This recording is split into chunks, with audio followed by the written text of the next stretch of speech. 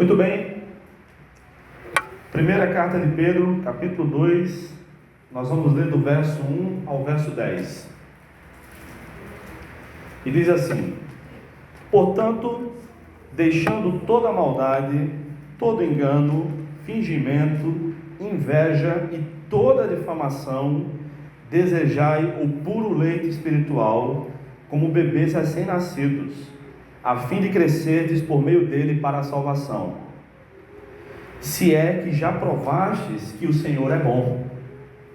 Chegando-vos a ele, a pedra viva, rejeitada pelos homens, mas eleita e preciosa para Deus, vós também, como pedras vivas, sois edificados como a casa espiritual para seres sacerdócio santo, a fim de oferecer sacrifícios espirituais aceitáveis a Deus por meio de Jesus Cristo. Por isso a Escritura diz: ponho em Sião uma pedra angular, eleita e preciosa. Quem nela crê não será desapontado.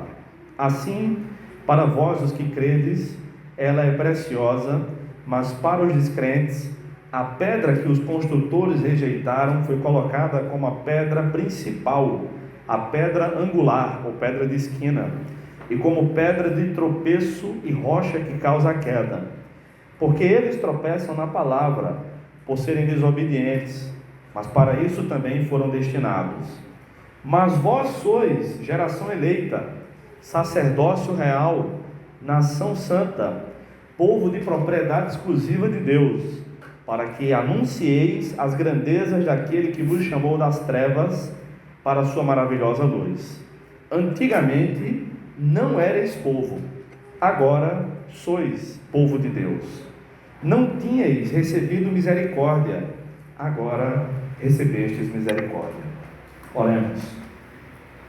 Senhor amado, louvado seja o teu nome, por mais um dia, por mais um sermão que tenho para pregar. Obrigado pelas condições que o Senhor nos tem dado, pela saúde. Obrigado por cada irmão que está aqui para ouvir a pregação da tua palavra, para prestar um culto a ti, Senhor, cantando louvores, fazendo orações, confessando pecados, ofertando. Ó Senhor, nós estamos aqui para celebrar a vitória de Jesus Cristo sobre a morte. Nós estamos aqui para te agradecer por todas as bênçãos que o Senhor nos tem dado e pelo privilégio de poder te servir. Eu te peço que o Senhor aplique a tua palavra ao nosso coração nessa noite, que ela chegue e fale profundamente ao nosso coração, que o Senhor nos instrua por meio da tua palavra, que o Senhor corrija aqueles erros que porventura tenhamos a respeito da tua palavra e nos instrua pelo caminho que devemos andar. Em nome de Jesus é que eu oro. Amém. Meus irmãos, todos os crentes precisam crescer espiritualmente. Essa é a vontade de Deus para cada um de nós. Para isso, precisamos buscar o devido conhecimento de Deus. Jesus disse o seguinte em Mateus 7,7: pedi e vos será dado, buscai e achareis, batei e a porta vos será aberta. Cada um que busca mais de Deus, com o coração aberto e com perseverança, recebe mais de Deus. Ele não tem filhos preferidos, a não ser Jesus Cristo, que é um filho de outra espécie. Nós somos adotados. Ele está de braços abertos para nos dar mais conhecimento dele. Será que nós temos buscado isso? É por isso que eu quero meditar com vocês nesse parágrafo sobre o tema crescendo para servir. E para servir melhor a Deus, precisamos conhecê-lo melhor e nos capacitar para tal, para servir. Se a gente precisa se capacitar para servir aos homens, por exemplo, para exercer uma profissão, por que a gente não precisaria nos capacitar mais para servir ao Rei dos Reis, o Senhor dos Senhores? Temos buscado essa capacitação em Deus? Muita gente diz que gostaria de saber mais da Bíblia. Eu já ouvi muita gente dizendo isso. Eu acho tão bonito. pessoa lê um trecho na Bíblia, fala, às vezes lê só um versículo, e fala bem, fala a palavra de Deus, ou consegue tirar as dúvidas, consegue dar aula, consegue ensinar os filhos. É bonito realmente, mas será que nós temos buscado isso?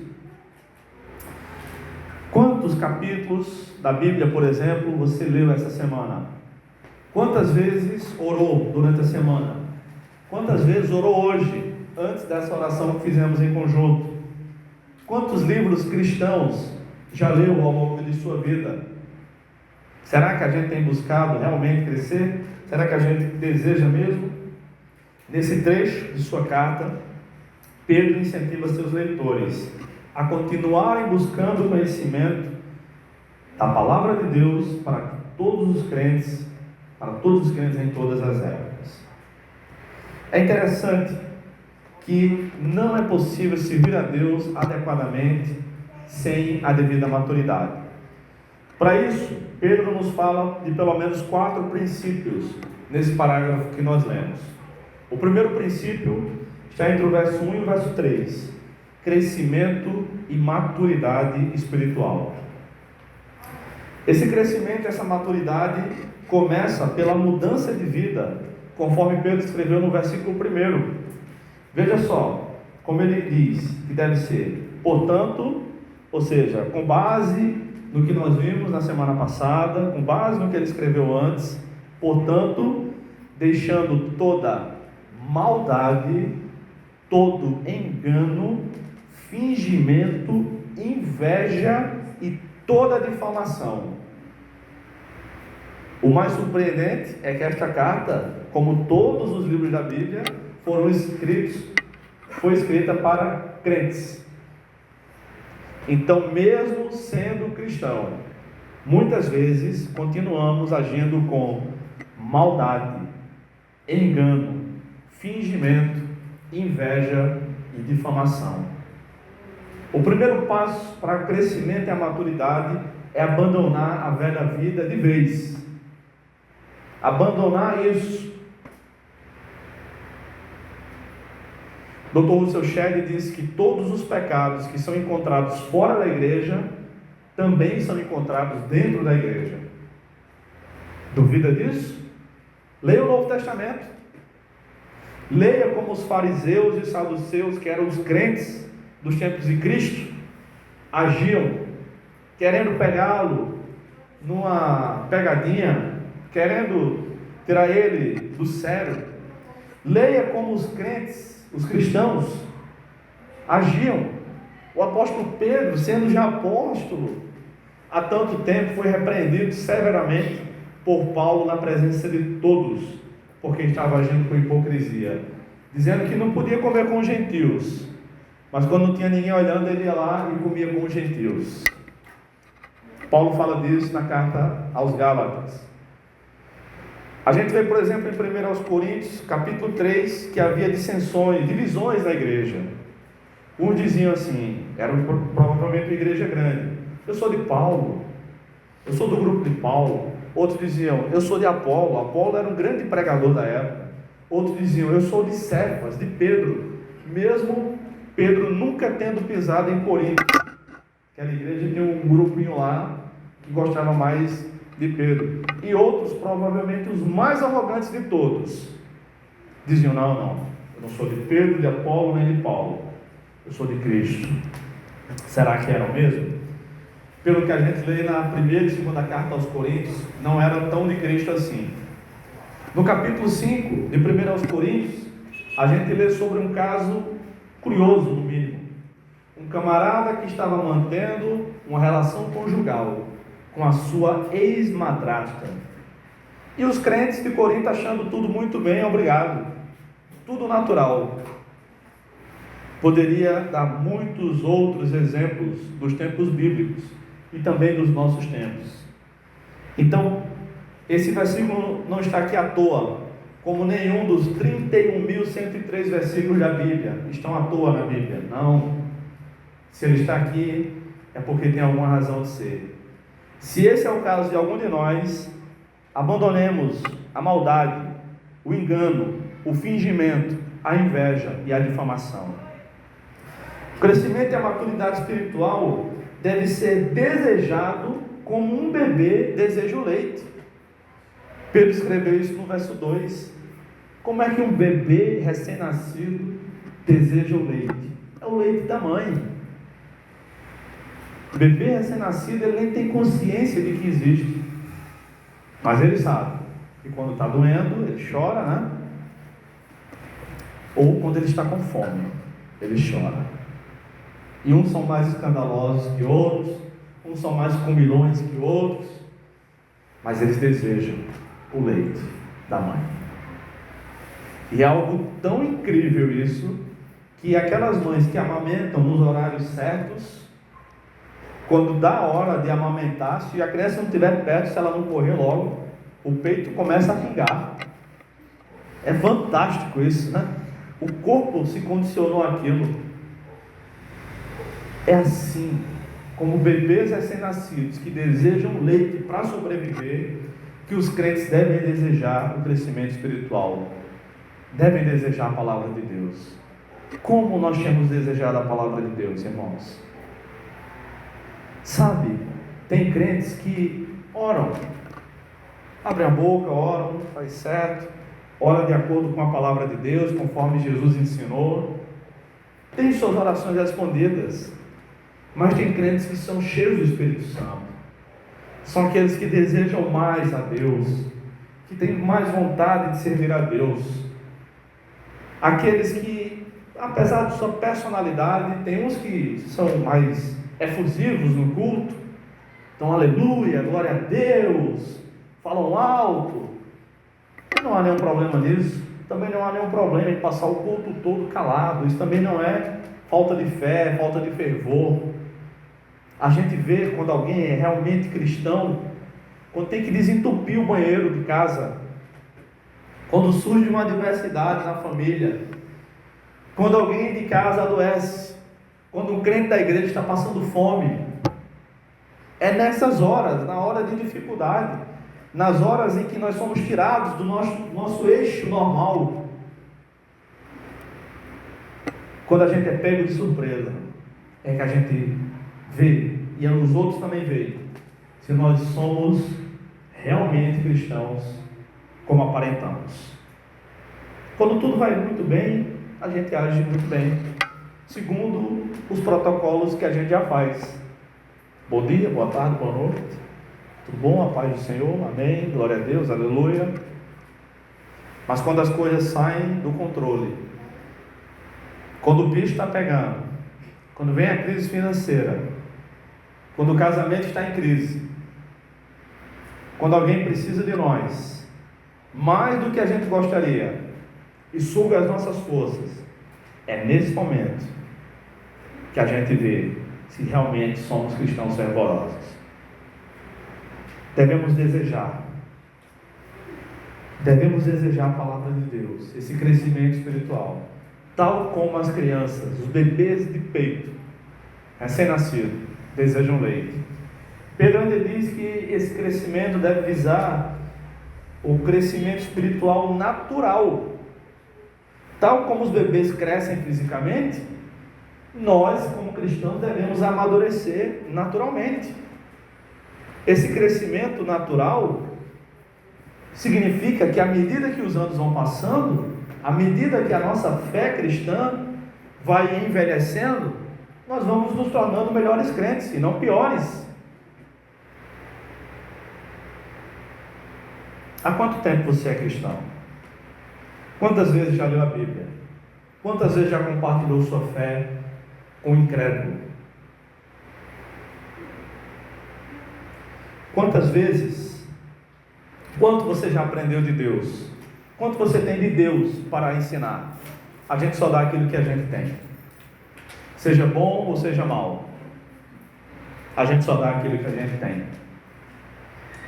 Então, à medida que a gente acha bonitinho, eu acho muito bonitinho, os bebês aí começam a andar, eu que vi praticamente todos os meus primos crescerem, né? Do lado do meu pai eu sou o neto mais velho, do lado da minha mãe eu sou o terceiro mais velho.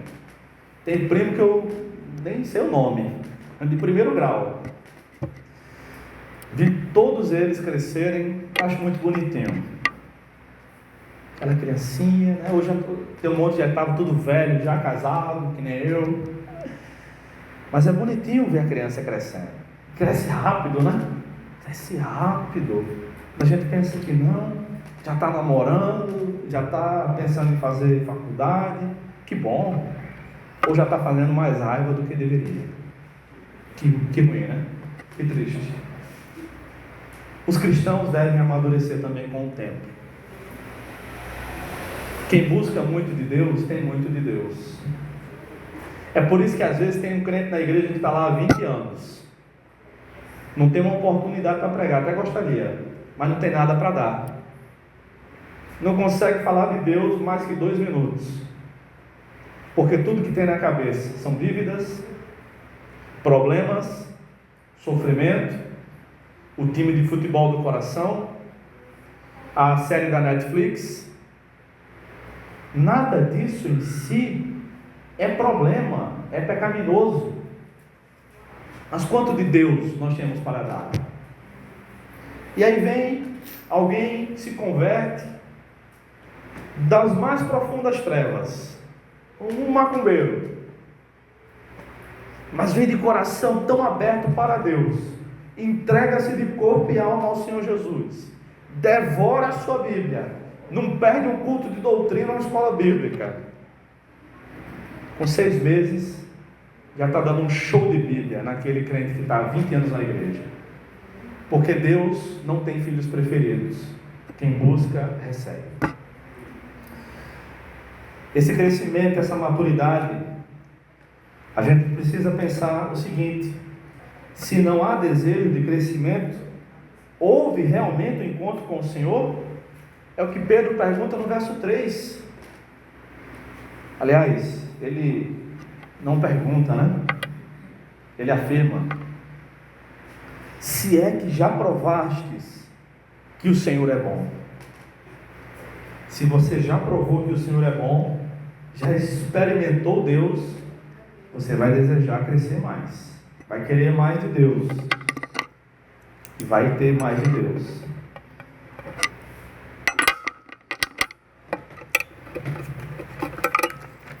O segundo princípio que Pedro nos fala sobre crescimento de serviços nessa passagem está entre os versos 4 a 8, quando ele fala da pedra angular, que é o nosso Senhor Jesus Cristo, e das pedras vivas, que são os crentes. Na segunda carta de Pedro, eu disse isso no primeiro sermão dessa série. Ele tem como objetivo, nas 2 cartas, relembrar as palavras dos profetas e dos apóstolos. Na segunda carta, capítulo 3, versículos 1 e 2, ele diz isso com todas as letras. Então ele vem fazendo muitas alusões ao Antigo Testamento. E aqui não é diferente, nesse trecho do verso 4 ao verso 8. É uma alusão a uma passagem do livro do profeta Daniel, que ele diz que viu um reino assim assado, durou tanto tempo. Outro reino assim assado, durou tanto tempo. E aí ele vai descrevendo o Império Persa, o Império Babilônico, o Império Grego, o Império Romano. Todos eles acabaram.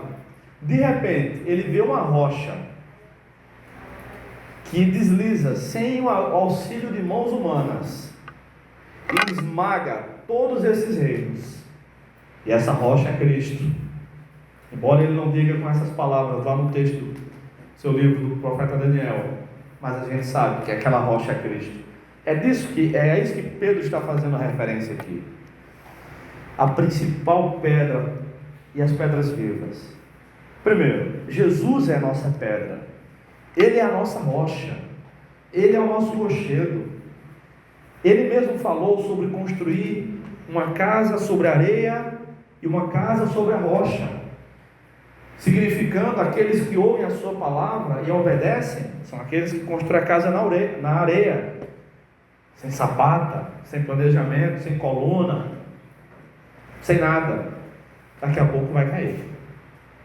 Mas aqueles que obedecem a sua palavra, ele comparou com uma construção sólida, que constroem a sua casa sobre uma rocha.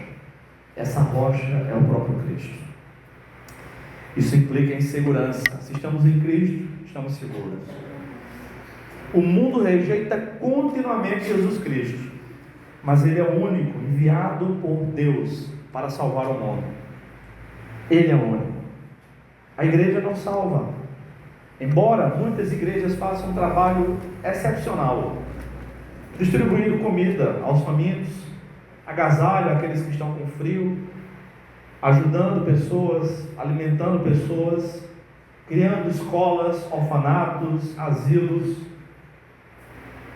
hospitais. Nada disso salva. É bom que tenha isso, serve para nós, serve para os outros, mas a salvação está em Cristo. Os cristãos, nós somos essas pedras vivas, de acordo com o verso 5, e essas pedras vivas formam uma casa. É nessa casa que Deus habita. Deus habita no meio da igreja. Há um versículo dos Salmos que diz que Deus habita no meio dos louvores. Ele também habita o céu. Salomão também diz que os céus dos céus não são capazes de conter o Senhor. Claro que não. Tudo isso aqui foi criado. Nós mesmos fomos criados por Deus. Ele é maior do que isso. Ele é infinito. Ele é imenso. Mas Ele mora na igreja. Ele mora na coletividade dos crentes. Não é só na igreja do Nazareno em Tibiri, nem na igreja do Vale da Bênção, que eu fui lá domingo depois do culto falar com um amigo meu, nem na igreja Batista, que eu tenho tantos amigos ali, nem na Assembleia de Deus apenas, nem na Presbiteriana, em todas elas. Deus habita em todas elas, no corpo de Cristo, em nós, não nessas paredes, mas em nós. Nossas ações são agradáveis a Deus por meio de Jesus Cristo. Pedro diz isso no verso 5 também, que nós somos essas pedras vivas a fim de oferecer sacrifícios espirituais aceitáveis a Deus por meio de Jesus Cristo. Ou seja, cada vez que a gente faz algo que deve ser feito em nome de Jesus, nós estamos agradando a Deus. Não somente em questões religiosas, porque muitas vezes a gente associa isso a questões religiosas. Estou tocando na igreja, sou dizimista, estou pregando, estou limpando, estou orando pela igreja. Tudo isso é bom e importante. Mas o professor de matemática, que é crente, quando está dando aula de matemática, sem nem mencionar o nome de Deus, está fazendo um serviço para Deus também. O médico está ali cuidando de pessoas doentes. Se ele é do Senhor Jesus, ele também está fazendo um serviço para Deus. Aliás, o Senhor Jesus Cristo disse que naquele grande dia, está em Mateus capítulo 25, Ele disse: eu tive sede, vocês me deram de beber, eu tive fome, vocês me deram de comer, eu estive nu e vocês me vestiram. E os discípulos perguntavam: Senhor, quando foi que te vimos com sede, com fome e nu e te fizemos isso? E Ele disse: cada vez que vocês fizeram isso a qualquer pessoa, vocês estavam fazendo a mim. Aliás, essa é a última cena do filme O Alto da Compadecida, se vocês estão bem lembrados.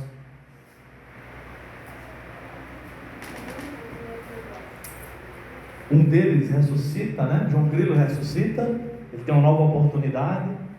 Aí está João Grilo, Chicó e a noiva, eu esqueci o nome dela, um pedacinho de bolo, alguns pedaços de bolo do casamento que eles fugiram, para não tomar uma surra do pai da noiva, né? Do Major Antônio Moraes. Inclusive eu tenho um amigo que é pastor e chama Antônio Moraes, eu só chamo ele de Major. Ele disse: você é o único no mundo que me chama de Major. Esse é nosso segredo, pastor. Ele começa a rir. Aí chega um mendigo e diz que está com fome. Eles repartem. Aí alguém reclama, um dos meninos reclama, e a noiva diz, né? Você não sabe que quando a gente faz isso, a gente está fazendo para Jesus? Às vezes Jesus se fantasia de ser humano, eles dizem lá, né? Para testar a nossa boa vontade, a nossa fé. Não sou fantasia, não. Ele já disse explicitamente. Cada vez que a gente faz o bem a alguém, que nós sabemos que estamos fazendo para Deus, Deus recebe isso como uma oferta para Ele. O cristianismo não é só prestar culto, não é só orar, não é só ler a Bíblia, não é só jejuar, não é só pregar o Evangelho, não. É fazer o bem a todas as pessoas que estiverem ao nosso alcance. Nós somos essas pedras vivas. Quem confia em Jesus jamais será desapontado. Pedro escreveu isso no verso 6. Por isso a Escritura diz: ponham em Sião uma pedra angular, eleita e preciosa, ou seja, escolhida e preciosa, escolhida por Deus. Quem nela crê não será desapontado. Quem realmente coloca a sua fé em Jesus jamais será desapontado. Quer dizer que Deus vai responder todas as nossas orações com um sim? Não. Vai não.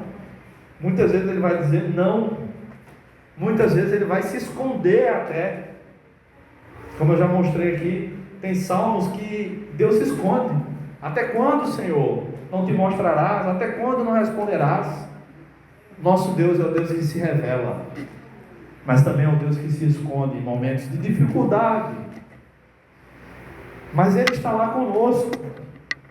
Às vezes a gente não sente a presença dEle, mas Jesus prometeu: eis que estou convosco todos os dias, até a consumação dos séculos. Ele não mente, Ele não falha, Ele é fiel, Ele promete e cumpre. Ele não diz: eis que vocês sentirão a minha presença todos os dias. Não. Muitas vezes a gente pensa que Deus nos esqueceu, que Ele está longe, que Ele não está vendo. Mas Ele não está longe, Ele não esqueceu, Ele está vendo.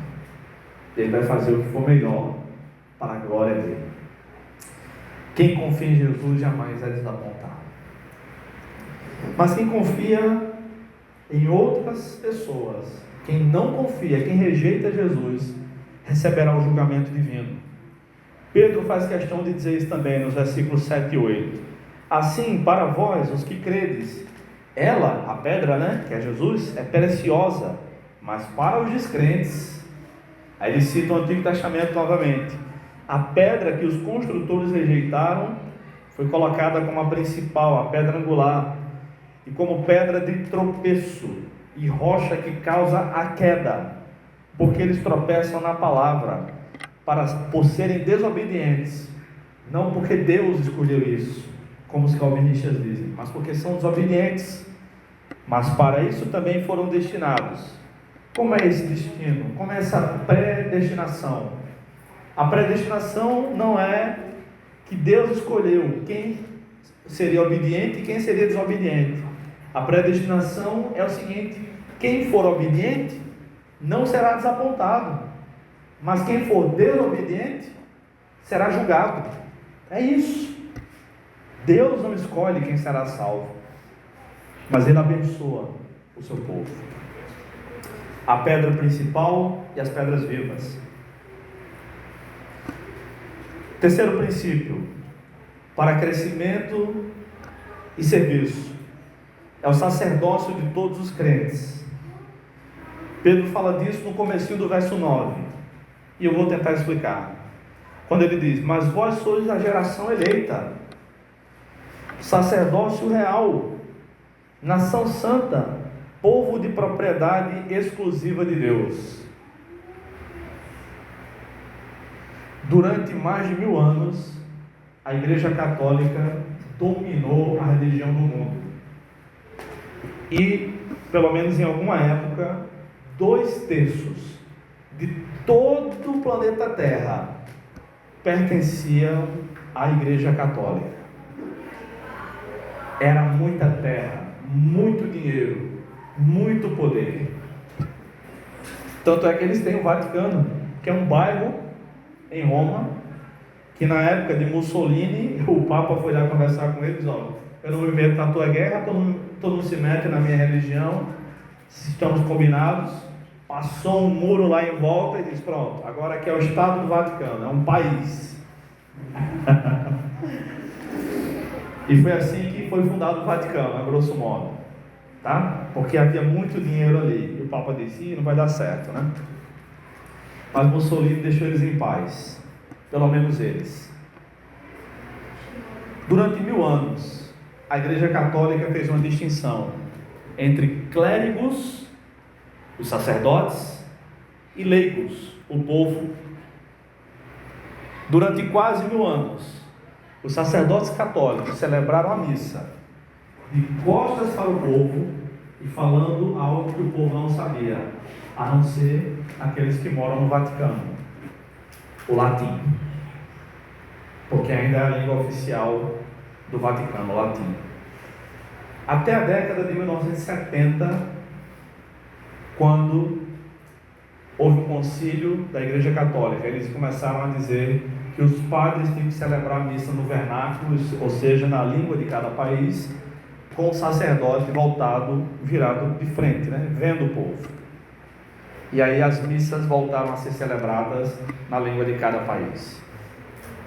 Por conta disso, muitos crentes ainda hoje, 50 anos depois, ainda possuem uma alma católica.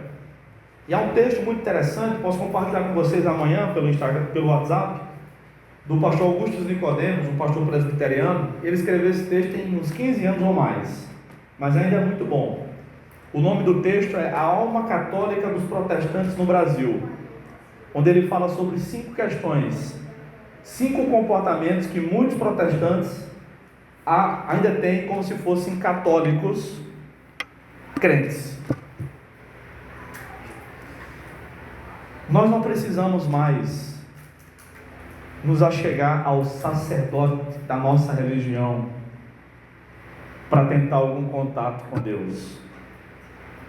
Nós não precisamos, e nunca funcionou, tentar contato com mortos, chamados de santos, pelos homens, mas não por Deus, muitas vezes, para tentar alcançar alguma graça. E aí você tem que saber qual é o santo da causa certa, né? Senão vai dar errado, vai dar problema. Alguém que é uma causa impossível não vai falar com Santa Luzia. Santa Luzia é dos olhos, né? Então, talvez se fosse o meu caso, né? Não enxergo quase nada sem óculos. Mas não é assim no cristianismo bíblico. No cristianismo bíblico, olha o que Pedro escreveu: todos somos sacerdotes. Ele diz: nós somos a geração eleita. Significa que Deus nos escolheu para viver após a ressurreição de Jesus. Somos a geração eleita que viu aqueles do tempo de Pedro, até muitos deles viram o próprio Cristo ressurreto. Nós vivemos depois da ressurreição de Jesus. Nós somos sacerdotes reais, ou sacerdotes e reis. Não precisamos mais de sacerdotes humanos para nos aproximar de Deus. A oração que você fizer em qualquer lugar do mundo, Deus vai ouvir. Você tem contato direto com Deus por meio do nosso sumo sacerdote, que é Jesus. O pastor não é o equivalente ao padre da Igreja Católica na Igreja Evangélica. Os pastores não são sacerdotes e os membros das igrejas evangélicas, os leigos, não. Todos somos sacerdotes. O pastor é um líder entre os sacerdotes. A oração do pastor não tem mais poder que a oração de qualquer crente aqui. Não.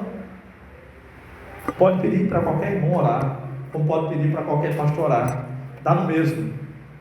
Contanto que seja feita com fé em nome de Jesus, segundo a vontade de Deus e tudo mais.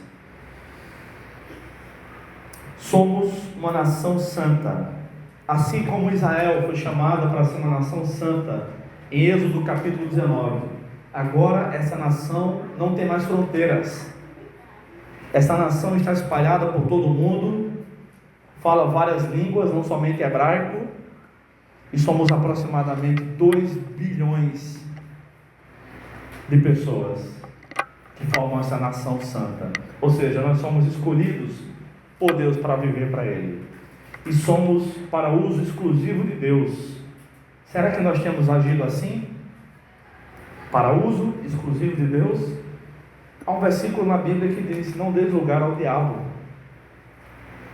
o que muitas vezes a gente desobedece. É o sacerdócio de todos os crentes. Saiba disso, você é um sacerdote. Às vezes alguns crentes até dizem, né? O homem é o sacerdote do seu lar. Não necessariamente. A mulher também é sacerdotisa do seu lar. Todos somos sacerdotes.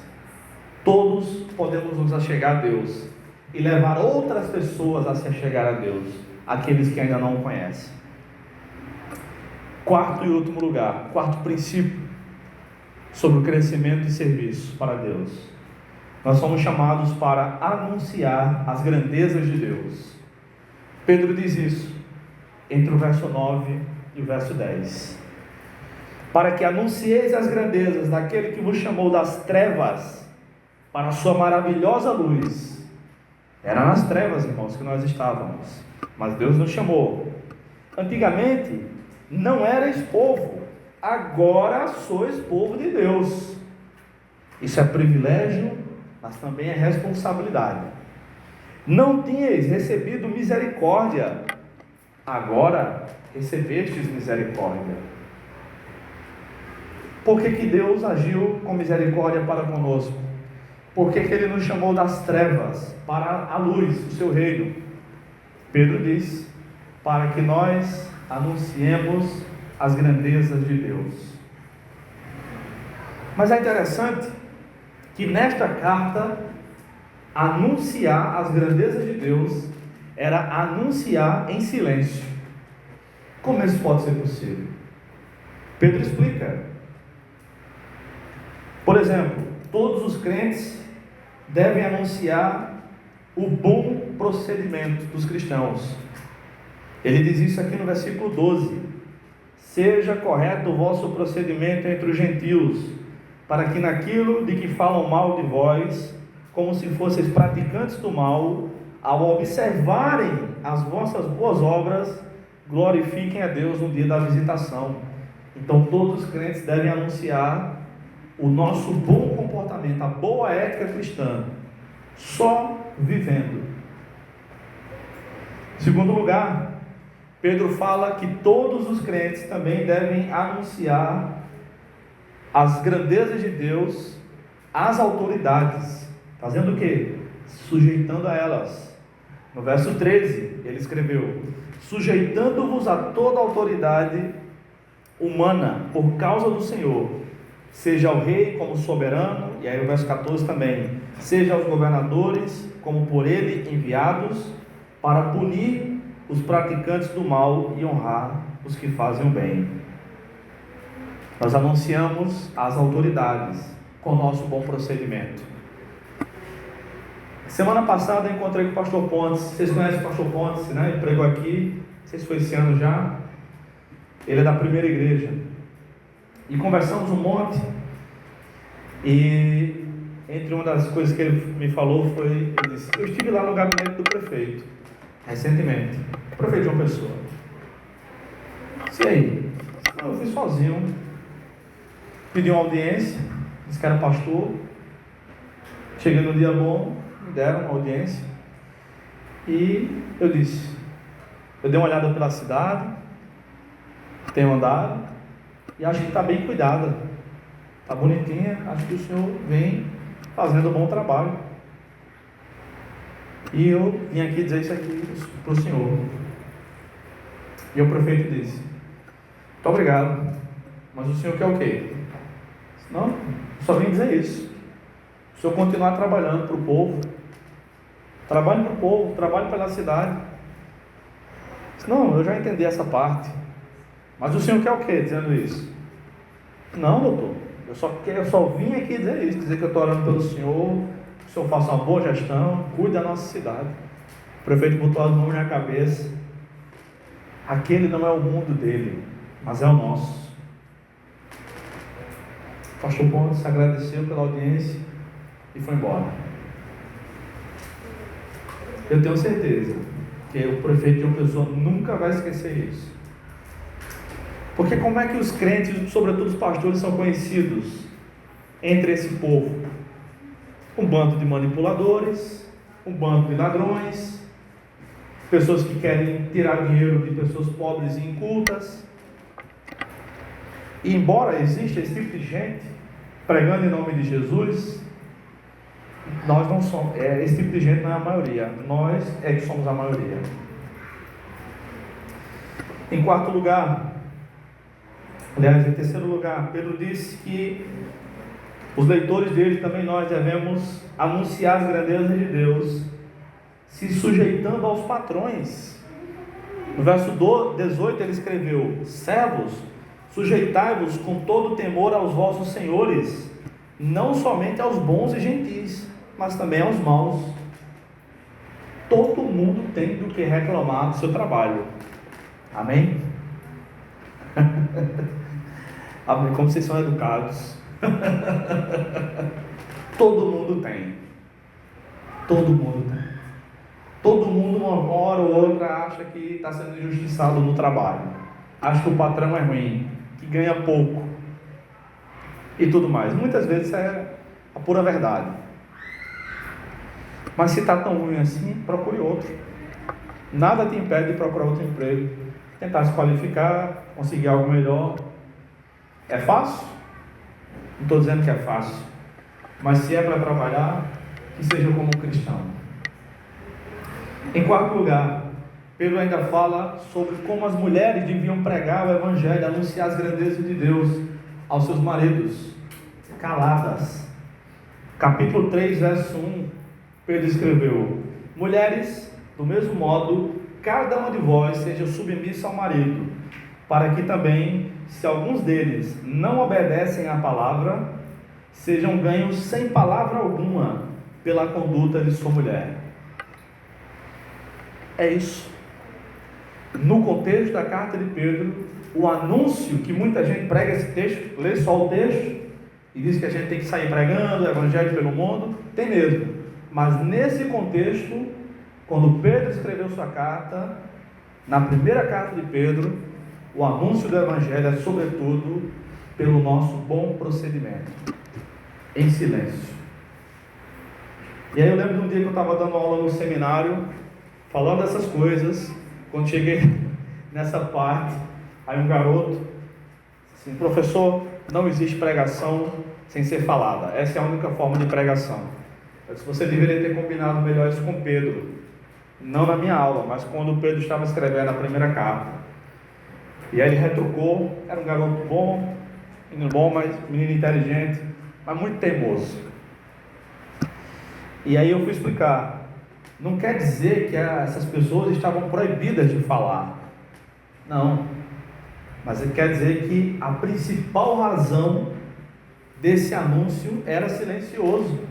E tem muitos casos mesmo de pessoas, de mulheres que ganham marido para Cristo só porque elas mudaram.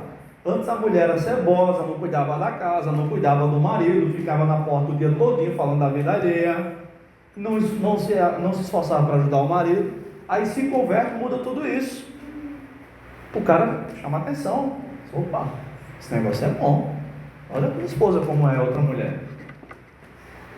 Ele insistiu que não, até que um aluno estava na primeira fila, que hoje é pastor, um grande amigo meu, disse: meu filho, fique calado, você não sabe o que está dizendo não.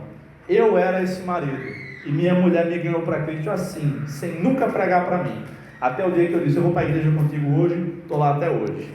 E encerrou o assunto. Tem gente que quer corrigir a Bíblia, está de brincadeira, né? Não nas minhas aulas, não nas minhas aulas.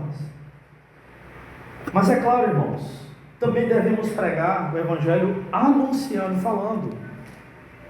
Quando as pessoas, um dia, uma hora, esse público aqui de Pedro ia ter que dar alguma resposta.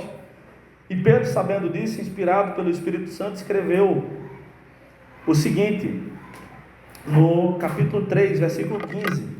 Anotei errado aqui, deixa eu corrigir. Antes, reverenciai a Cristo como Senhor no coração. Estais sempre preparados para responder a todo que vos pedir a razão da esperança que há em vós. Agora é a hora de falar. Por que você está agindo assim? Você não era assim antes. Você era reclamão. Você era um péssimo funcionário. Você era um bandido, não se comportava perante a sociedade. era uma má esposa, um mau marido. O que é que está havendo? O que você está querendo comigo? Opa, aí chegou a hora da gente falar. De explicar qual é a razão da esperança que há em nós. Eu conheci uma pessoa que me ensinou que não vale a pena ser como eu era, que me ensinou que vale muito mais a pena ser como Ele é. Quem é que você conheceu? Jesus Cristo de Nazaré. Foi Ele que eu conheci. Por isso que eu estou agindo assim. Eu estou tentando imitá-lo. Eu nunca vou conseguir imitar Ele mesmo igualzinho como Ele é. Mas eu vou me esforçar ao máximo para imitá-lo. É por isso que eu mudei. Anunciar as grandezas de Deus é um privilégio dos que foram alcançados. Nós fomos alcançados. É um privilégio nosso. Para concluir, como anda a nossa busca por crescimento espiritual? Imaginemos uma criança que nunca cresce, que nunca amadurece, mesmo tendo totais condições para isso. Uma criança saudável, que é bem alimentada, bem nutrida, bem cuidada, mas não cresce. Um cristão que nunca amadurece é como essa criança. Só vai gerar prejuízos em pelo menos 3 circunstâncias, ou para três grupos de pessoas. Primeiro, prejuízos a si mesmo, pois não desfrutará da graça de Deus nessa vida, porque quem cresce espiritualmente aprende a andar com Deus e ainda será cobrado por Deus. Por que você não me buscou mais? Por que você não orou mais? Por que você não meditou na minha palavra todos os dias como eu mandei? Terá a orelha puxada um dia pelo próprio Deus. Segundo lugar, um cristão que nunca amadurece gera prejuízo para a igreja, pois assim como crianças tendem a dar trabalho aos pais, cristãos imaturos tendem a dar trabalho à igreja como um todo e também à liderança da igreja, que ao invés de estar focados em discipular os novos convertidos, estão tentando lidar com pessoas melindrosas, imaturas, que não conhecem a palavra de Deus e nem a Deus adequadamente, para que ela amadureça, corrigindo essas pessoas, disciplinando essas pessoas, gastando esforço onde não deveria mais gastar esforço. E em terceiro lugar, um cristão que não amadurece gera prejuízos profundos para o reino de Deus, pois um crente imaturo dificilmente gera discípulos para Cristo. Quantos discípulos você tem feito para Cristo? Hoje, Deus nos dá a oportunidade de refletir melhor sobre esse assunto, sobre o crescimento espiritual e sobre qual serviço nós temos prestado a Ele. Quais atitudes nós iremos tomar diante disso? Alguns podem pensar: de hoje em diante lerei mais a Bíblia e orarei mais. Amém? Outros podem pensar: com a ajuda de Deus mudarei esse ou aquele comportamento. Amém? Que Deus te abençoe. E outros podem pensar: buscarei tomar minhas decisões com base na vontade de Deus. Ou outras coisas mais que vocês estão pensando agora. Seja como for, devemos crescer espiritualmente para servir melhor o Senhor dos Senhores.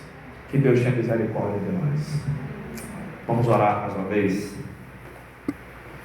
Pai amado, obrigado pela Tua palavra, que nos estimula ao crescimento espiritual, para o serviço ao Senhor, ao Teu povo e ao Teu reino. Tem misericórdia de nós, que muitas vezes agimos como imaturos, como crianças, que muitas vezes não desejamos o puro leite espiritual, como bebês recém-nascidos. Quebranta o nosso coração, Senhor.